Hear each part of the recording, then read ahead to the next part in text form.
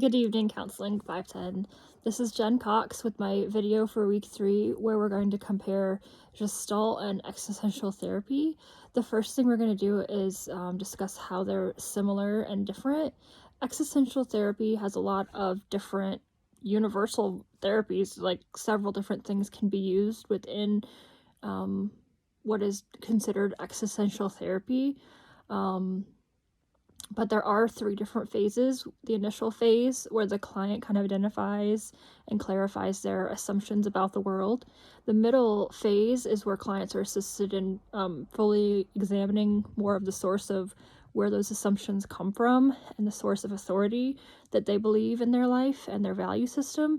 And the final phase is where clients are assisted in translating what they have learned about themselves throughout therapy.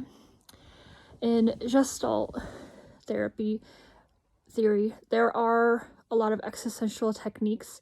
However, there is a focus on increasing awareness of yourself as the client, assuming ownership of the experience that they're doing, and developing values, which is also similar to what they do in existential therapy.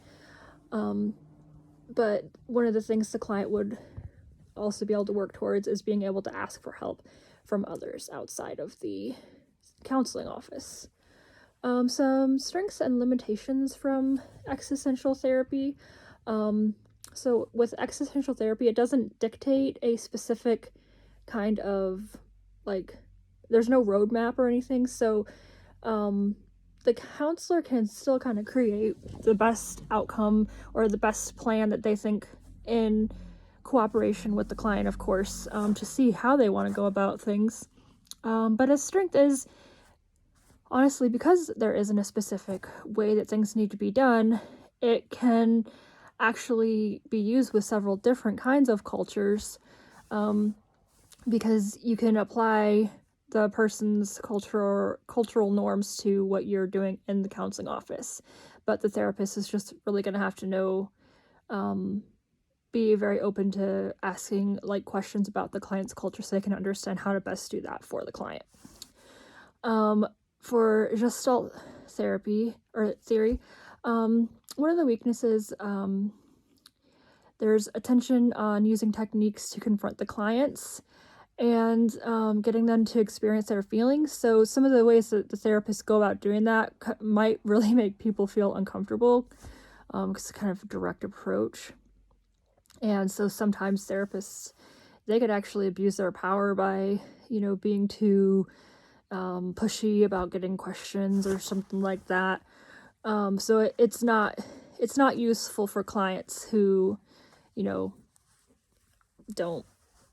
aren't comfortable with that kind of behavior, and aren't willing to get out of their comfort zone for the process of therapy.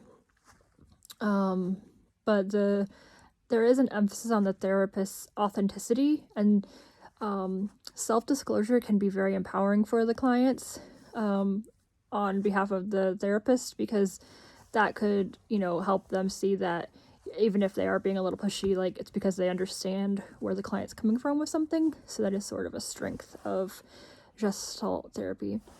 So now we're going to talk about what are some ways that each theory is compatible with Christianity or not. So existential therapy is not compatible with Christianity in that the greater our weakness, the greater our possibilities for freedom. The greater our awareness is the greater our possibilities for freedom.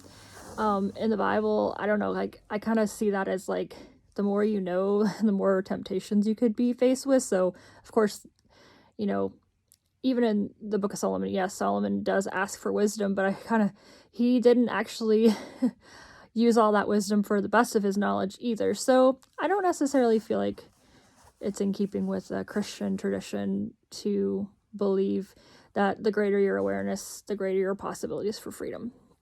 But one thing that is similar to Christianity that kind of fits is the struggle for significance and purpose in life. And the reason why I say that is just believing in God is a really good picture of our purpose in life, because we know that God created us for a specific purpose. So I feel like that part of Existential could definitely be in keeping with the Christian traditions.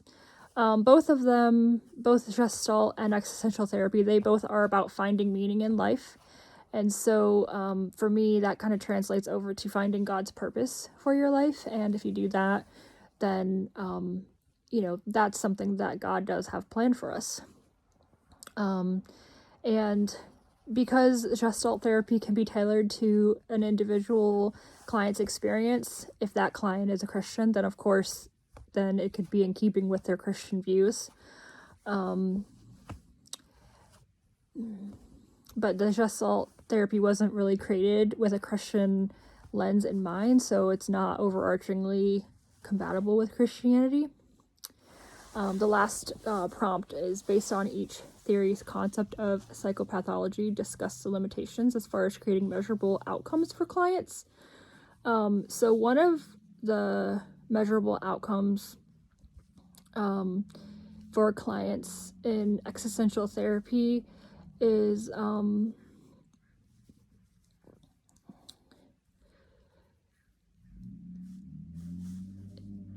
finding. One way to measure the results is to, find that approach that does work for you. And then once you have found that approach, measuring according to that approach, how it's been working in your life, and kind of just discussing with your therapist some goals. And then as you meet those goals, that can be one really good way to meet your outcomes. And then in Gestalt therapy, I think one of the best ways to figure out a measurable outcome for that is that the client is able to actually experience their feelings. They're able to do some self-reflection and kind of understand maybe why they feel a certain way. And when they're able to do that and kind of own responsibility for the things in their life that are their responsibility, then I feel like that is a really good measurable outcome. And so all of the information in this video was taken from our class texts, and I hope my video was informative in some way. Thank you.